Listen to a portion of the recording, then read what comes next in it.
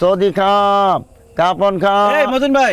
ও কি কইতেছেন এইসব? এই যে 50,000 টাকা নিয়ে আইছি, গুইনা দেখেন।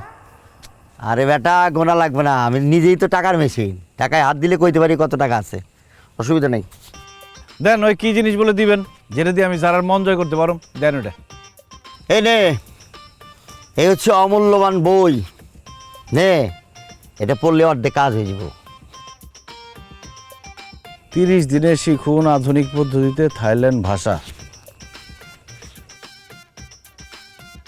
বাটপারি শুরু করছেন আপনি। এই বইয়ের দাম তো 100 টাকা হইব না। এই বই ধরে আমার কাছ থেকে 50,000 টাকা নিয়ে গেলেন, টাকা ফেরত দেন। না না, তোর কথাটা ঠিক আছে ভাই, এটার দাম 100 টাকা না, 180 টাকা। কিন্তু বইটা কই থেকে আসছে? থাইল্যান্ড থেকে আসছে। একটা লোকরে দিয়ে আমি থাইল্যান্ড থেকে আনাইছি। লোকটা গেছে না, প্লেন ভাড়া করে গেছে, প্লেন ভাড়া করে আসছে, ওখানে হোটেলে থাকছে, খাইছে দিয়েছে। কত খরচ হচ্ছে জানিস? 60,000 টাকা। কিন্তু 60,000 টাকা তোর কাছে নিতেছি না, 10,000 টাকা আমার পকেট থেকে গচ্ছা দিতেছে, বুঝিস তাই? তোর আমি ভালোবাসি দেখে। ও ভাই, আমি তো আর ভুল বুঝছি, আমার অনেক উপকার করলেন আপনি। ঠিক আছে, তুই আমার এটা পড়তে থাক, ভালো মতো পড়বি না, খালি পড়লেও না তো।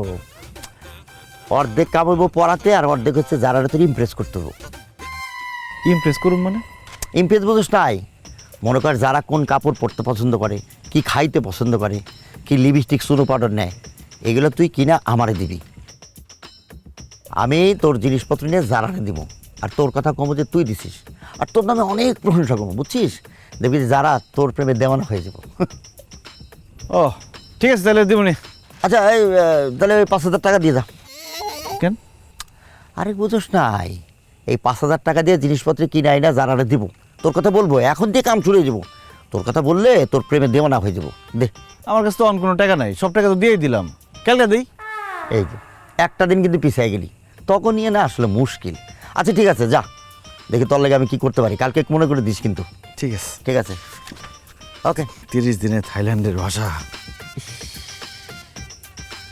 যারা খালি কয়টা দিন আগে আসলে তো কাম হইতে রে, টাকার বস্তা বানাই ফেলেতাম। চালা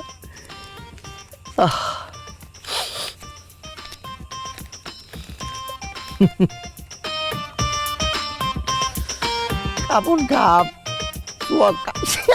উল্টা পাল্টা খুঁজছি।